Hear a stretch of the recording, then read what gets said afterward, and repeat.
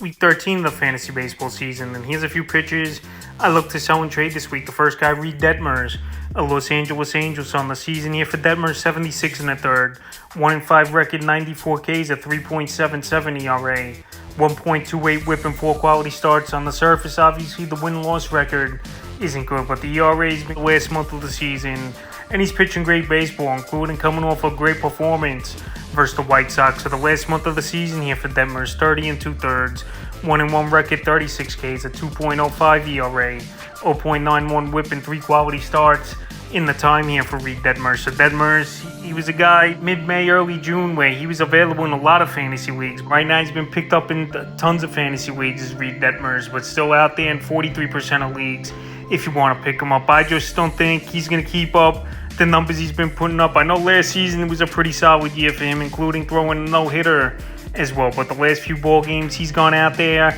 and 2 out of 3 of them's been versus great hitting teams and getting the job done. June 14th at the Rangers, 6 innings, 3 hits, a run, 3 walks, 8 Ks, and that one a quality start. June 20th versus the Dodgers, 7 innings in that ball game, 2 hits, no runs, a walk, 8 Ks, a quality start.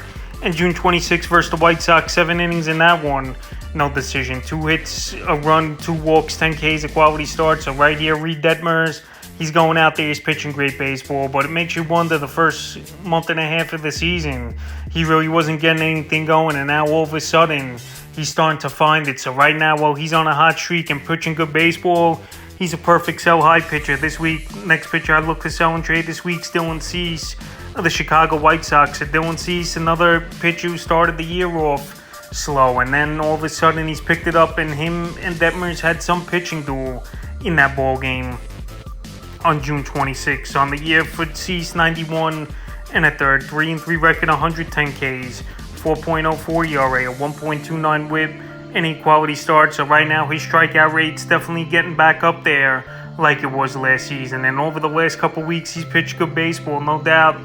Is he 17 and a third, 0-0 record, 29 Ks, 2.60 ERA, a 1.10 whip, and 2 quality starts in the time. So right here, Cease, he's getting it going once again. They were hitting the ball for nice exit velos versus him the first month and a half of the season, but now he's starting to get things going.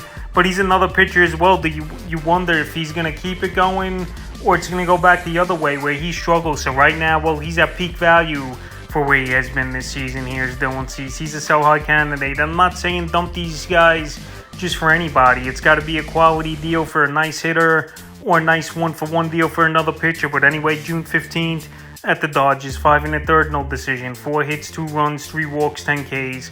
June 20th versus the Rangers, 6 innings, no decision, 5 hits, 2 runs, 2 walks, 9 Ks, a quality start.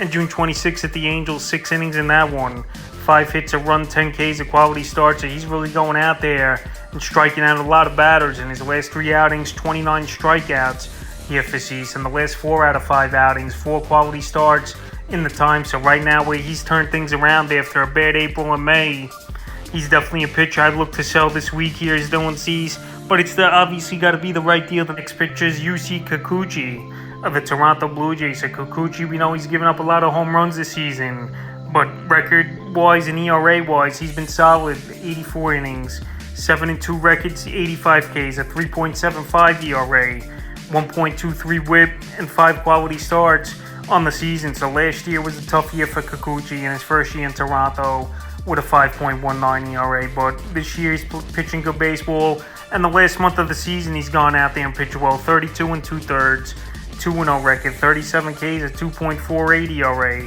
0.98 whip, and 2 quality starts. So right now Kikuchi pitching good baseball for this Blue Jay team, especially over the last 3-4 weeks here.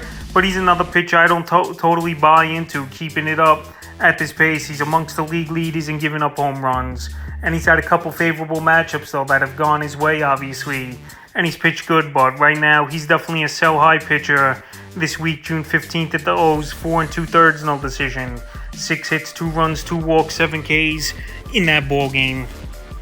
June 20th at the Marlins, nice matchup, 6 innings in that one, no decision, 2 hits, no runs, 6 Ks, a quality start. And then another nice matchup versus probably the worst team in the league in Oakland, June 25th. 7 innings, got the win. 2 hits, a run, 2 walks, 8 Ks, a quality start. So Kikuchi's taking advantage of weak hitting offenses over the last few weeks here. But right now, we'll see what he does versus the Boston Red Sox, who are a middle of the pack type offense. In June 30th starts. So right now, Kikuchi's pitching good baseball, even though, like I said, he's still giving up a lot of home runs on the season amongst the league leaders. And right now, with the good matchups, he's taking advantage, and that's why his numbers have gotten better. So right now, he's definitely a sell high candidate this week. The next pitcher, Jesus Luzardo of the Miami Marlins. I like Luzardo's stuff.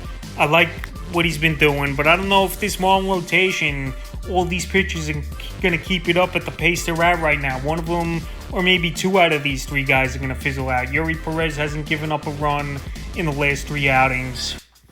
Braxton Garrett's been pitching great, and Jesus Luzardo now has been pitching great as well on the year, 90 2/3, 6-5 record, 103 strikeouts, 3.77 ERA, 1.19 WHIP, and not 8 quality starts on the season. So this Marlin rotation, young, up and coming, no doubt about it. And Jesus Luzardo, we'll see if he could keep it going. The last month of the year for him, last 2 weeks for Luzardo, 13 innings, 1-0 record, 14 Ks, a 1.38 ERA, 0.69 WHIP, and 2 quality starts in that time. So he's going out there, he's pitching good baseball, he's going 6-7 innings most outings here. Is Jesus Luzardo. But like I said, this Marlin rotation, maybe 2 or all 3 of these guys are not going to keep up the numbers they're doing, obviously, with Perez, Garrett, and Luzardo. And right now, I think Luzardo's pitching a little bit over his head. And the last 3 outings, he's had pretty favorable matchups as well. June 12th at the Mariners, in that one he struggled, though. 4 innings, got the loss. 6 hits, 5 runs, a walk, 3 Ks. June 18th at the Nats, 6 innings, got the win. 5 hits, 2 runs, a walk, 5 Ks, a quality start. And June 23rd, the bullpen blew that ball game for him. 7 innings, no decision. 2 hits, no runs, a walk, 9 Ks, a quality start. So his control's been great over the last few outings here, Luzardo. And obviously it also helps that he's versed possibly 2 of the worst hitting teams in the league in Washington and Pittsburgh. So his next outing is June 29th at the Boston Red Sox. And we'll see if he could go out there and pitch well once again. But I think Luzardo, you could get a nice shortstop in a deal for him.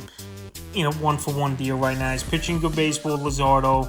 I don't know if it's going to hold up. And also, he's a guy as well who hasn't pitched a lot of innings in his major league career. So there could be a limit on that as well, because that's the thing with this Marlin rotation. Some of these guys, they're on an innings cap, and they're not just going to finish off the season.